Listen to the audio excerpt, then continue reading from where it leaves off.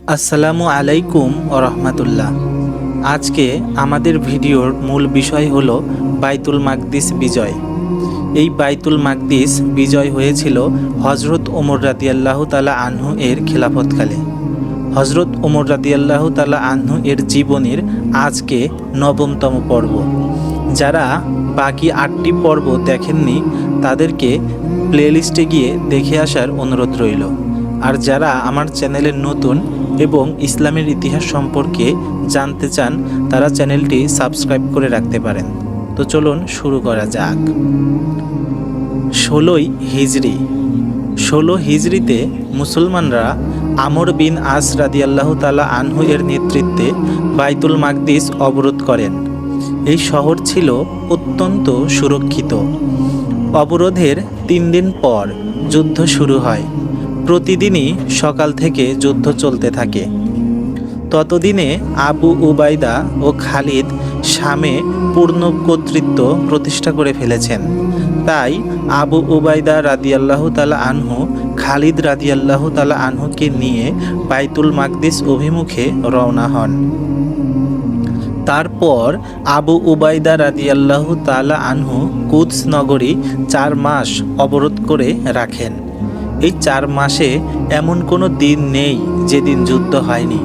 ধীরে ধীরে কুদসের অধিবাসীরা দুর্বল হয়ে পড়ে।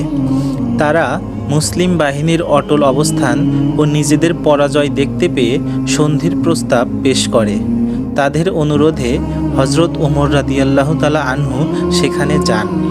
ফলে সন্ধির মাধ্যমে বাইতুল মাকদিস মুসলমানদের অধিকৃত হয়।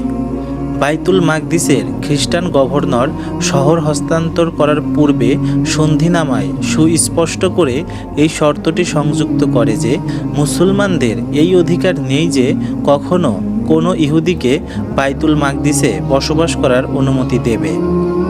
বাইতুল মাকদিস বিজয়ের সময় ওমর রাদিয়াল্লাহু তাআলা আনহু খ্রিস্টানদের যে সুযোগ সুবিধার ঘোষণা দিয়েছিলেন পরবর্তীতে সেটা বাস্তবে রূপ নেয় এবং অন্যান্য বিজিত অঞ্চলেও তাদেরকে সেই সুযোগ সুবিধা দেওয়া হয়।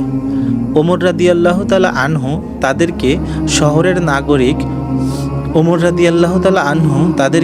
শহরের নাগরিক সুবিধা মুসলমানদের সমান সমান দিয়েছিলেন। তাদের জানমাল, উপাসনালয় ও শিক্ষাকেন্দ্র হেফাজতের দায়িত্ব মুসলমানরা গ্রহণ করেছিল। পরবর্তীতে মুসলমানরা সব সময় এই সমস্ত বিষয়ের অনুসরণ করেছে। তো দর্শকবৃন্দ, আজকের পর্ব এখানেই শেষ হয়ে যাচ্ছে। পরবর্তী পর্ব দেখার আমন্ত্রণ রইল। আসসালামু আলাইকুম।